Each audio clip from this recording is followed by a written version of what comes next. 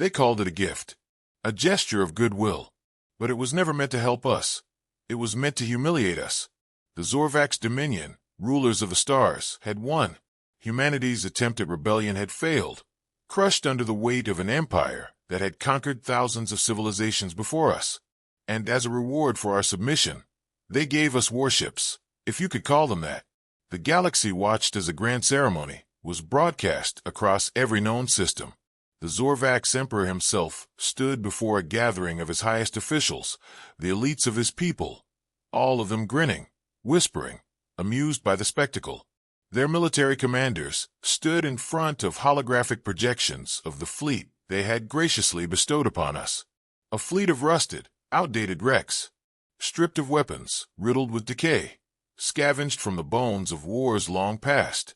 To them, this was a joke, an insult so severe that laughter echoed through the halls of their Grand Council chambers. This should suffice for the mighty humans, Admiral Raylon sneered, his voice laced with mockery. May their bravery shine as they command these legendary vessels. The laughter spread, filling every broadcast across the stars. Across human colonies, we watched, silent, seething. To the Zorvax, we were nothing but a defeated race, primitive, insignificant. They had already written us off, convinced that we would fade into the backdrop of history. They were wrong. What they didn't know, what they could never have imagined, was that we had anticipated this. We knew they would never arm us. We knew they would never grant us the tools for revenge. So we prepared in secret, long before the first ship even reached our hands. The moment those rusted vessels entered our docks, work began. Engineers, scientists, and tacticians swarmed over the hulls like fire ants. What the Zorvax saw as scrap, we saw as a foundation. A vessel could be rebuilt. A frame could be reinforced. Systems could be replaced, upgraded, enhanced. And in the shadows, away from prying eyes, our true plan unfolded. We didn't just fix their discarded junk. We transformed it. The hulls, once weak and crumbling, were infused with nanite-based self-repair systems. The outdated propulsion systems, stripped out, replaced with cutting-edge gravity warp engines, capable of maneuvers the Zorvax wouldn't dare dream of. The missing weapons? We didn't just restore them. We introduced something entirely new. Railguns powered by plasma bursts, missile systems that adapted mid-flight, and AI-driven combat strategies that would turn every engagement into a slaughter. By the time the upgrades were completed, those rusted ships were nothing like what the Zorvax had handed us. They were something else entirely. Something terrifying. Something the galaxy had never seen before.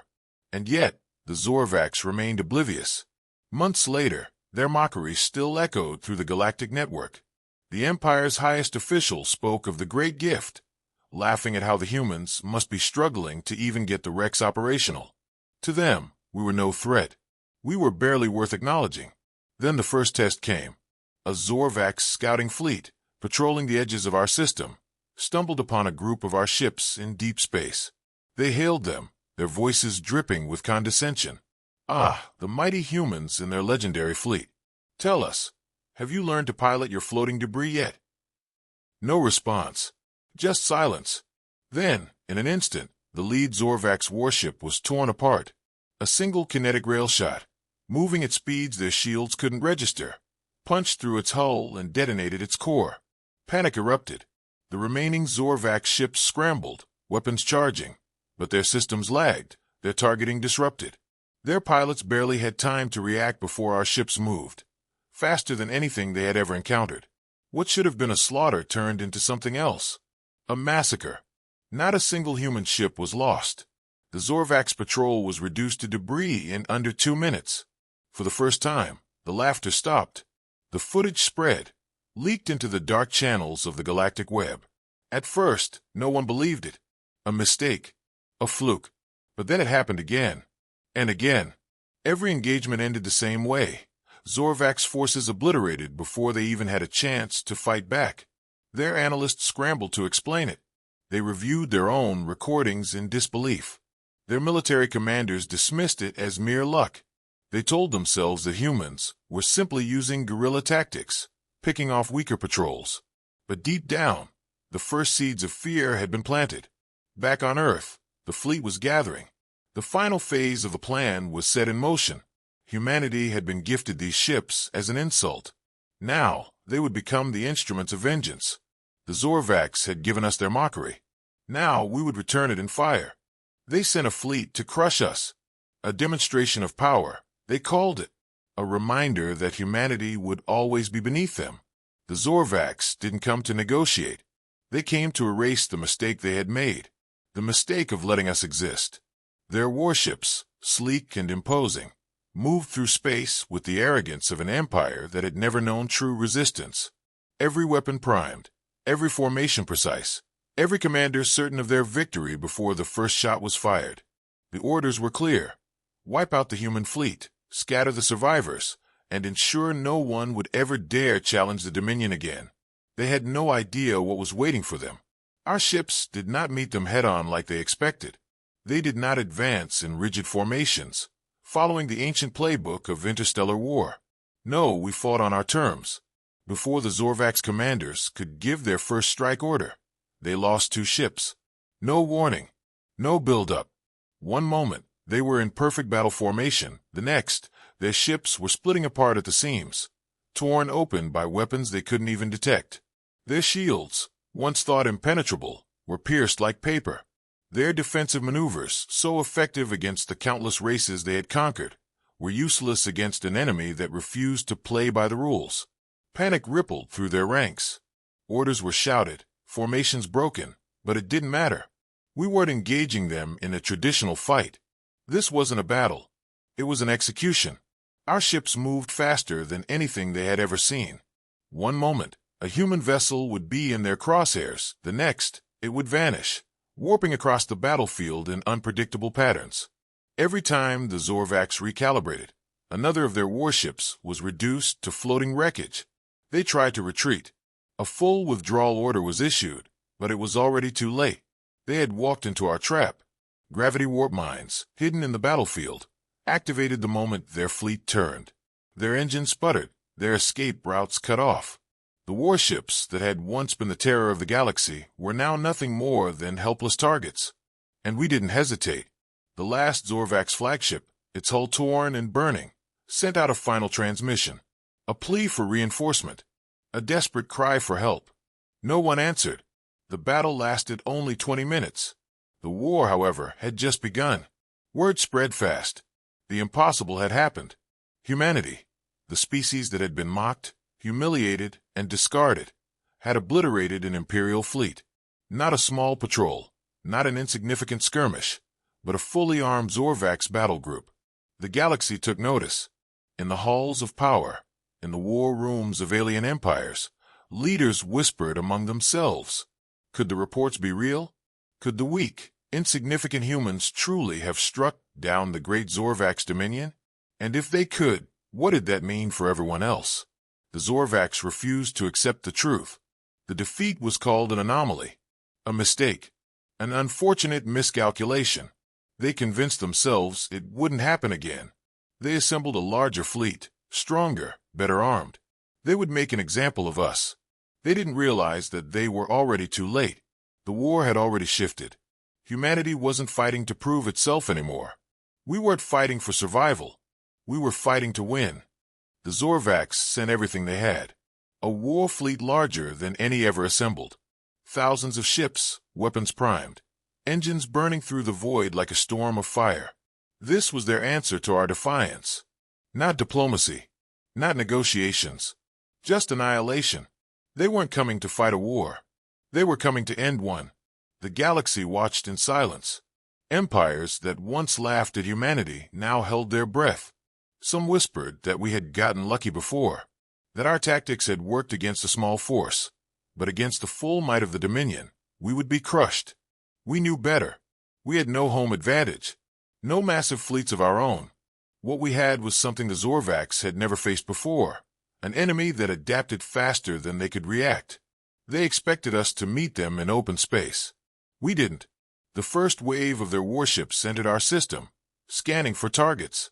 Instead, they found nothing. Empty space. Silence. Then the first ships began to fail. Their reactors went dark, their engines flickered, and their weapons powered down. They weren't under attack, at least, not in a way they understood. Their own ships had been turned against them. The nanite-based systems we had installed in the rusted hulls of their gifted warships had been more than just repairs. They had been Trojan horses. Over the months, these microscopic machines had spread through Zorvac supply lines, their maintenance docks, their capital ships. And now, at the exact moment we chose, they activated. Shields failed. Targeting systems malfunctioned.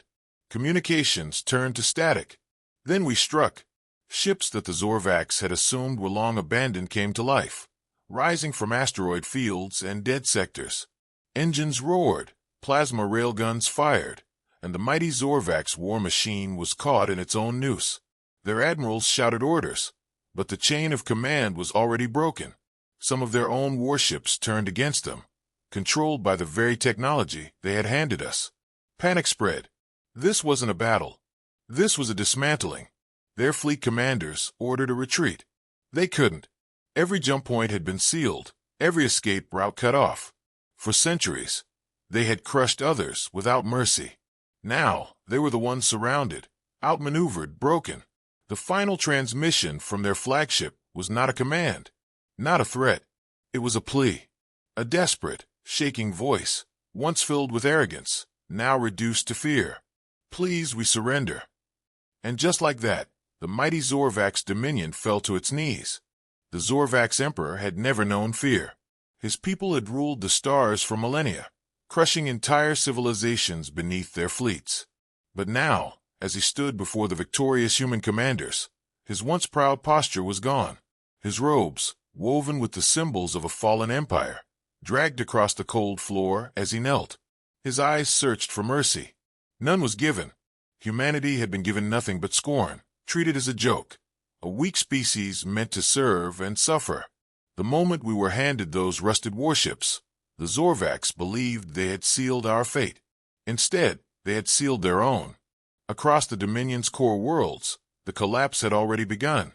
Their colonies, once held by fear, now rose in rebellion.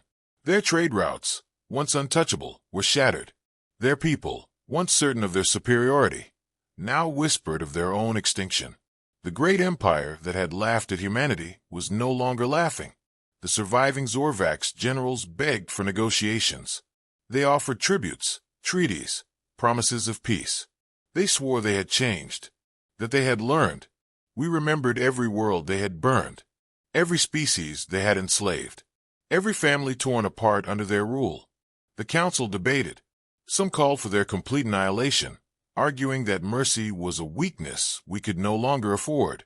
Others spoke of pragmatism, of what power truly meant. Extinction was too easy. Instead, the Zorvacs were stripped of everything. Their war fleets dismantled, their systems cut off from the galaxy, their rule reduced to nothing. For the first time in their history, they had no power, no control, no future. Their people, who once watched the humiliation of humanity with laughter, now trembled as they faced the new order. The galaxy had changed. Humanity, once mocked, was now feared. Our name, once a footnote in history, was now a warning. We did not seek conquest. We did not seek empires. But we had proven one thing beyond any doubt. We were never weak. We were never helpless. And we would never kneel again.